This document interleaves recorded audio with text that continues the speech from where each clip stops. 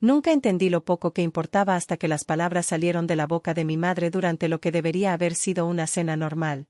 No había ira detrás, ni voces alzadas ni manos temblorosas, solo una calma aterradora cuando me miró y lo dijo claramente: tu hermana y su familia siempre serán nuestra prioridad, y tú siempre estarás al final de esa lista. Papá no se inmutó, solo asintió levemente como si hubiera mencionado algo tan insignificante como el pronóstico del tiempo. Mi hermana apenas levantó la vista de su copa, aunque capté la leve curva de satisfacción en sus labios. Algo dentro de mí no se rompió de la forma esperada. En cambio, se endureció. Recuerdo haberle respondido esas 3 palabras con perfecta compostura: bueno saberlo. Ese momento reprogramó algo fundamental en mi forma de ver todo. Antes de continuar, te agradecería que pulsaras el botón de me gusta, te suscribieras para saber más y dejaras un comentario diciéndome desde dónde nos sigues. ¿Alguna vez has descubierto que tu propia familia te colocaba en el último lugar de sus prioridades? Me llamo Mía y pasé la mayor parte de mis años aprendiendo una jerarquía tácita que nadie se molestó en explicarme. No había reuniones familiares, ni gráficos en el refrigerador, solo esta lenta acumulación de momentos que eventualmente moldearon quién se me permitía ser. Vivíamos en Denver en una casa que parecía perfectamente normal si pasabas por allí en coche. El césped estaba recortado, la pintura se mantenía neutra, había fotografías enmarcadas cerca de la entrada que sugerían calidez. Pero si realmente vivieras dentro de esas paredes y prestaras atención, notarías cómo la energía fluía en una dirección muy específica, siempre corriendo hacia una persona mientras apenas goteaba en mi dirección. Mi hermana poseía algo que yo nunca tuve, esa atracción magnética que inclinaba cada conversación hacia ella. Los planes se construían según lo que le convenía. Cuando llegaba la crisis, todos se movilizaban de inmediato. Cuando llegaba el éxito, las celebraciones eran ruidosas y elaboradas. Pronto me di cuenta de que yo ocupaba una categoría completamente diferente. Me convertí en la niña que supuestamente no requería mucha atención. La que podía manejar las cosas sola. Todos me llamaban fuerte, y me llevó años comprender que en realidad no era un cumplido, sino una excusa para ignorar mis necesidades. Lo complicado es que no me descuidaron de ninguna manera obvia. El amor existía, pero venía envuelto en frases que sonaban a apoyo pero conllevaban condiciones ocultas. Te las arreglarás bien. Siempre has sido tan autosuficiente. Traducción: no nos pidas lo que le damos automáticamente. Empecé a catalogar las diferencias en estas pequeñas y cortantes maneras. Mis pasteles de cumpleaños los compraba en cualquier supermercado que me quedara cerca camino a casa, mientras que los suyos los encargaba con semanas de antelación. Las vacaciones familiares se producían según su disponibilidad, y mi maleta permanecía intacta en el armario porque, al parecer, necesitaba ahorrar ese dinero para los gastos de la educación. Durante los eventos familiares importantes, me convertía en la fotógrafa designada, la que sujetaba las chaquetas, la persona que se quedaba fuera del marco mientras se documentaban los hitos de todos los demás. Cuando me fui a la universidad comunitaria, nadie se emocionó con mi partida. De hecho, ni siquiera hubo un aeropuerto de por medio, solo un breve abrazo en la entrada de casa y un recordatorio para que me registrara al llegar. Lo financié todo yo misma, hice turnos extra constantemente, me convertí en una experta en estirar cada dólar y cada hora porque no había otra alternativa. Lo peor fue que cada vez que lo conseguía sola, reforzaba la narrativa sobre mí. ¿Lo ves? Ella lo está manejando. En realidad, no necesita nuestro apoyo. Pasaron los años, me mudé a Seattle por trabajo y nada cambió en absoluto. Las conversaciones telefónicas eran breves y superficiales. Siempre que compartía novedades sobre mi vida, lo reconocían con escaso interés antes de redirigirlo todo a ella. ¿Cómo van las cosas en el trabajo? ¡Qué bien! ¿Te enteraste de lo que le pasa a tu hermana últimamente? Aprendí a dominar este lenguaje de escuchar, apoyar y mantener la calma mientras mis propias experiencias se desarrollaban en algún lugar al margen de su atención. Para cuando llegó esa cena, aquella en la que mi madre finalmente verbalizó lo que siempre había sido cierto, ya entendía mi clasificación. Lo que realmente me impactó no fue la información en sí, sino lo cómodos que se sentían al decirla abiertamente, como si hubiera sido un acuerdo mutuo desde el principio, y tal vez en mi silencio yo hubiera estado de acuerdo todo el tiempo. Después de esa noche, la dinámica familiar permaneció intacta. Ese era precisamente el problema. Mis padres no llamaron de repente para ver cómo estaba. Mi hermana no se disculpó ni reconoció nada. Todo siguió funcionando como si no hubieran confirmado lo que había sospechado toda mi vida. Pero, en mi interior, algo fundamental había cambiado en mi perspectiva. Las solicitudes seguían llegando con la misma frecuencia que antes. Mensajes de mamá preguntándome si podía cuidar a los niños solo un par de horas. Menciones casuales de facturas crecientes, pronunciadas en un tono ligero, como si estuviera comentando sobre formaciones de nubes. Mi hermana reenviando recordatorios de pago con emojis de risa, como si todo el asunto fuera de alguna manera divertido. Nadie preguntaba directamente. Nunca lo habían necesitado. La suposición por sí sola siempre había sido suficiente. Empecé a notar lo automáticas que habían sido mis respuestas anteriores. Claro, no hay problema. Me encargaré de ello. Esta vez, dejé los mensajes sin responder. Al principio, sentí que estaba violando una regla sagrada que ni siquiera podía nombrar. Veía la pantalla de mi teléfono iluminarse y sentía esa opresión familiar en el pecho, ese reflejo de suavizar todo de inmediato antes de que la tensión pudiera aumentar. En cambio, dejé el teléfono donde estaba. Terminé de tomar mi café. Fui a trabajar. Viví mi día. Y sorprendentemente, no ocurrió nada catastrófico. Esa comprensión me inquietó más que cualquier otra cosa. El mundo siguió girando a pesar de mi negativa a intervenir de inmediato. No se materializó ninguna emergencia real, no se desarrolló ningún desastre, solo silencio seguido eventualmente por un segundo mensaje, luego un tercero con un tono más agudo. ¿Estás bien? Has estado muy callado últimamente. Me quedé callada porque por fin estaba prestando atención. Empecé a examinar mi propia vida con la misma claridad analítica que aplicaba a mi trabajo profesional, mi planificación financiera, mi calendario, mis niveles de energía. Descubrí cuánto de todo había sido asignado discretamente a las necesidades de los demás. Dinero que fluía en cantidades pequeñas pero regulares. Tiempo que mantuve deliberadamente flexible por si alguien me necesitaba. Planes con los que nunca me comprometí del todo porque podría tener que dejarlo todo por ellos. Así que empecé a crear separación, sin dramatismo ni grandes anuncios, solo práctica y metódicamente. Transferí dinero a cuentas a las que solo yo podía acceder. Revoqué permisos compartidos. Dejé de cubrir pequeños gastos que nunca se habían discutido explícitamente, sino que simplemente se esperaban. Cuando mi hermana me preguntó si podía prestarle dinero temporalmente, respondí con solo 2 palabras: no puedo. Sin largas explicaciones, sin tono de disculpa. La respuesta llegó de inmediato. Mi madre llamó con una voz tensa que parecía más bien confusión disfrazada de preocupación. ¿Pasa algo? Pareces muy distante últimamente. Le di la respuesta honesta: solo estoy ocupada con mi propia vida. Hizo una pausa, claramente esperando a que yo diera más detalles. Cuando no continué, ella misma llenó ese silencio. Sabes que tu hermana está bajo una enorme presión ahora mismo. Lo sabía. Siempre lo había sabido. Lo que finalmente comprendí fue que saber de su presión no significaba automáticamente que fuera mi responsabilidad aliviarla. Ese se convirtió en el verdadero punto de inflexión. No una confrontación dramática o una declaración emocional, solo este momento tranquilo de reconocer que ser etiquetada como la fuerte simplemente se había convertido en la excusa conveniente de todos los demás para dejar de cargar con su parte justa. No me di cuenta de lo pronto que realmente pondrían a prueba estos nuevos límites, pero estaba a punto de descubrirlo. La llamada llegó un miércoles por la tarde justo cuando terminaba una reunión de trabajo. Podía oír todo lo que necesitaba saber antes de que alguien dijera una palabra.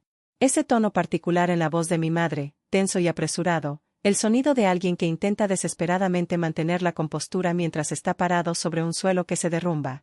Tenemos que hablar, dijo. ¿Puedes venir este fin de semana? No ofreció ninguna explicación. No hacía falta. Para entonces, ya me había familiarizado con sus patrones de comunicación.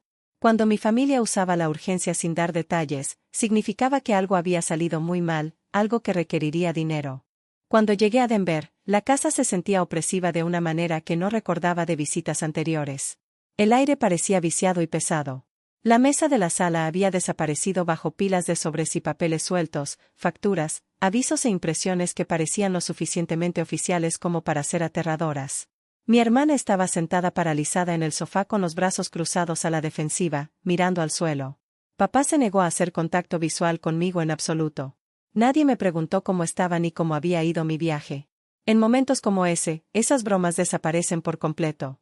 Mi madre empezó a hablar rápidamente, las palabras se atropellaban unas a otras de una manera ensayada pero llena de pánico, explicando alguna decisión de negocios que había fracasado estrepitosamente, pagos que se habían retrasado, varios contratos firmados con optimismo y prácticamente sin margen de seguridad. No dejaba de repetir la palabra, temporal, como si fuera un hechizo mágico que pudiera cambiar la realidad. Escuché sin interrumpir, con las manos cruzadas tranquilamente sobre el regazo, como siempre durante las conversaciones familiares. Entonces llegó la pausa, esa respiración colectiva, el momento en que los tres se giraron para mirarme con expresiones idénticas. Mi padre finalmente rompió el silencio, carraspeando de esa manera particular. Estás en una posición financiera estable, dijo. No tienes hijos que mantener. Puedes asimilar esto mejor que la mayoría de la gente. Ahí estaba, expuesto con claridad. La suposición, la expectativa disfrazada de lógica razonable. No lo dijeron directamente, pero la implicación era clarísima. Esperaban que cubriera el déficit financiero, que resolviera la crisis, que hiciera que los números cuadraran como, al parecer, siempre lo habían hecho. Mi hermana me miró entonces, y vi el miedo cruzar su rostro antes de transformarse en algo completamente distinto, alivio, como si la solución a todo acabara de entrar por la puerta principal. No respondí de inmediato. En cambio, les pregunté, ¿cuál es su plan si me niego a ayudar? La habitación quedó en completo silencio. Demasiado silencio. Mi madre parecía herida. Mi padre parecía genuinamente confundido. Mi hermana parecía aterrorizada. Era como si hubiera empezado a hablar un idioma extranjero que ellas no entendían. La posibilidad de que no ayudara, al parecer, nunca había entrado en la ecuación. Necesito tiempo, dije con calma, para comprenderlo todo del todo. Asintieron demasiado rápido, agradecidos y seguros. Asumieron que mi solicitud de tiempo significaba que estaba calculando cuánto podía permitirme dar, no si daría algo en absoluto.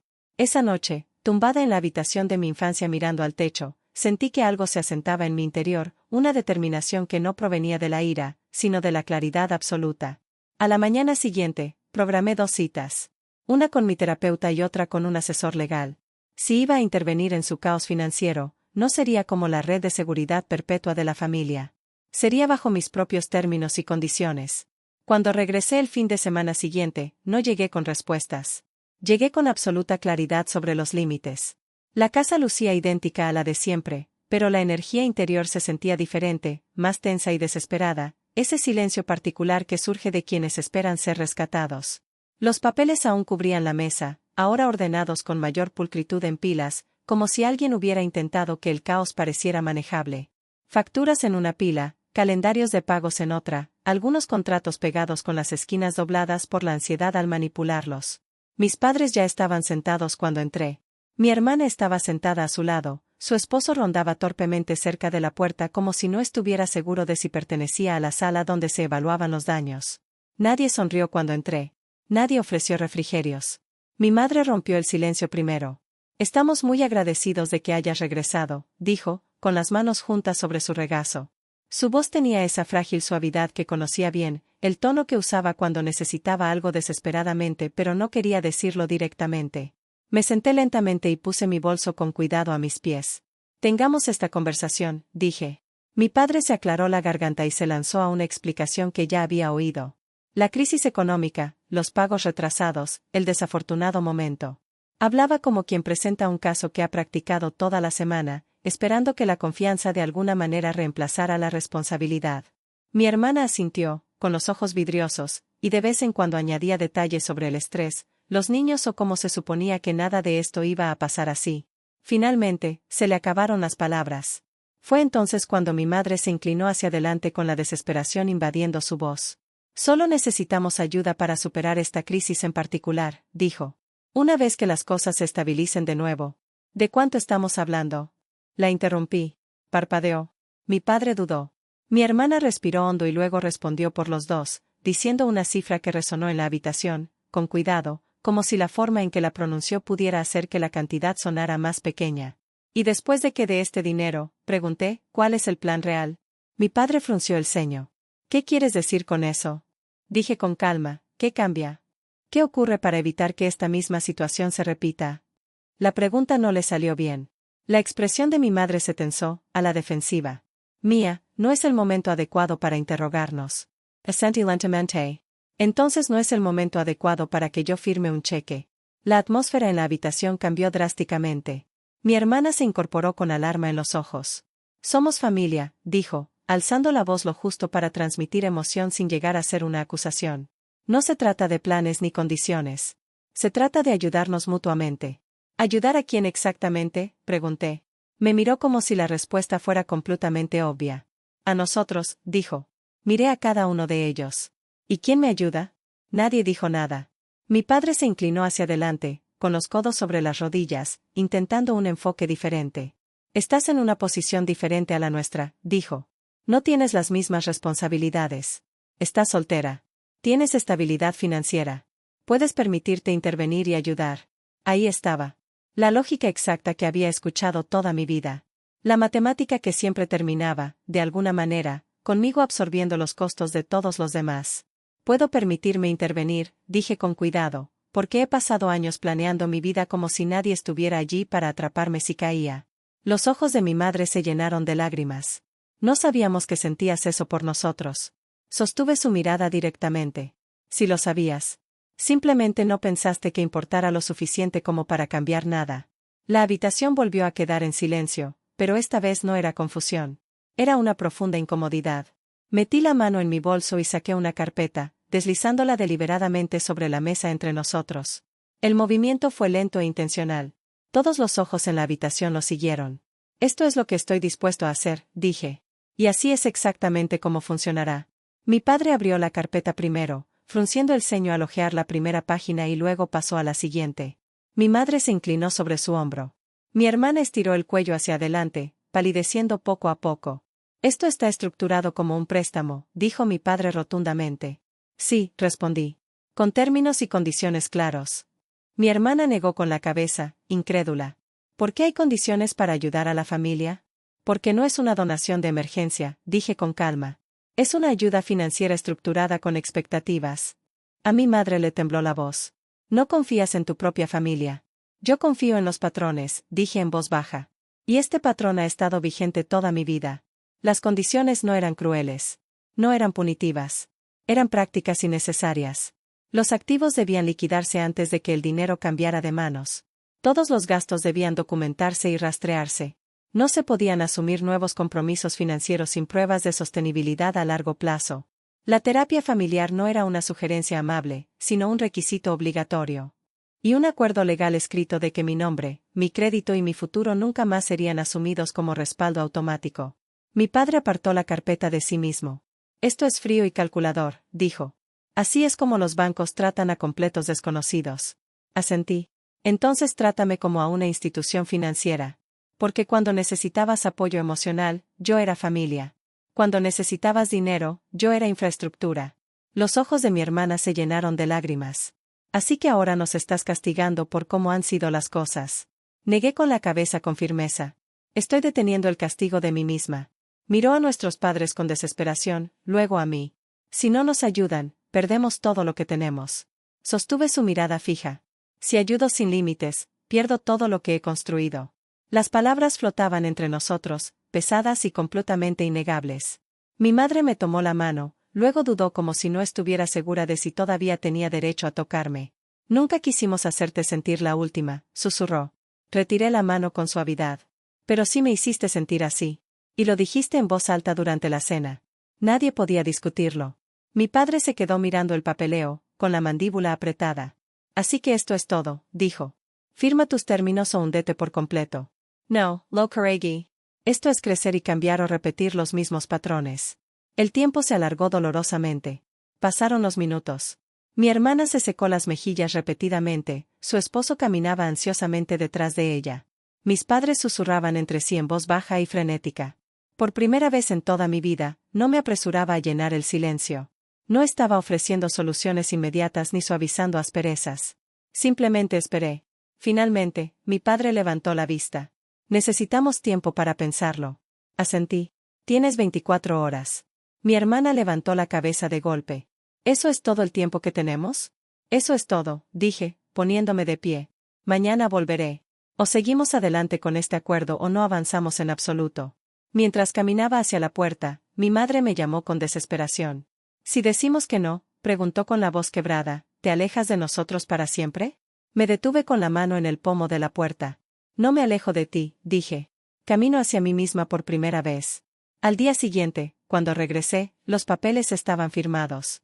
Sin discursos, sin disculpas envueltas en excusas, solo firmas temblorosas y rostros exhaustos. El alivio en la habitación era genuino, pero también lo era la sensación de pérdida. Algo había cambiado para siempre en nuestra dinámica familiar. Mientras recogía mis cosas para irme, mi hermana me miró de una manera diferente a como nunca antes. No con superioridad, no con expectativa, sino con incertidumbre. Y por primera vez en mi vida, ese no era mi problema para solucionar. Las consecuencias no llegaron de golpe. Llegaron en pasos graduales y silenciosos, cada uno más duro que el anterior. El primer cambio fue puramente práctico. Se listaron y evaluaron los activos, se cancelaron las suscripciones, se registraron los gastos en lugar de ignorarlos. Las cifras dejaron de ser conceptos abstractos y empezaron a convertirse en límites reales. Mis padres redujeron sus expectativas antes de reducir cualquier otra cosa. Y ese cambio por sí solo cambió el tono de cada conversación que tuvimos. La terapia familiar comenzó unas semanas después, incómoda al principio y profundamente a la defensiva. Mi padre hablaba con frases cuidadosamente construidas, como si le aterrorizara decir algo incorrecto. Mi madre lloraba más de lo que hablaba. Mi hermana se sentó rígida con los brazos cruzados, como si la responsabilidad fuera un idioma que nunca le habían enseñado a hablar. Escuché más de lo que contribuí. No porque no tuviera nada que decir, sino porque ya no necesitaba convencer a nadie de mi realidad. La verdad ya estaba escrita, firmada y legalmente acordada. Algo inesperado sucedió con el paso del tiempo. El pánico se fue desvaneciendo. La urgencia se suavizó. Sin que yo absorbiera silenciosamente todas las consecuencias, todos los demás tuvieron que asumir su parte. Mi hermana aprendió a aceptar la incomodidad en lugar de delegarle la responsabilidad a otra persona. Mis padres dejaron de usar frases como «lo resolveremos», cuando lo que realmente querían decir era «Mía se encargará». La relación no sanó de forma drástica. No hubo momentos de película, ninguna transformación repentina donde todo se volviera perfecto. Pero hubo espacio. Espacio donde la culpa solía vivir constantemente. Espacio donde la obligación una vez me había oprimido el pecho haciéndome difícil respirar. De vuelta en Seattle, mi vida se sentía más estable y ligera que en años. Me concentré en mi trabajo con energía renovada. Dormí mejor por la noche. Dejé de prepararme a la defensiva cada vez que mi teléfono vibraba con una notificación. Cuando mi madre llamaba, era para preguntarme cómo estaba, no para saber qué podía hacer por ellas. Cuando mi hermana me enviaba un mensaje, no venía automáticamente acompañado de una solicitud de dinero o tiempo. Sin embargo, el mayor cambio no fue suyo. Fue fundamentalmente mío. Ya no me sentía responsable de mantener la ilusión de que todo estaba bien cuando no era así. No me apresuraba a demostrar mi valía solucionando problemas que no me pertenecían. Aprendí que los límites no borran el amor.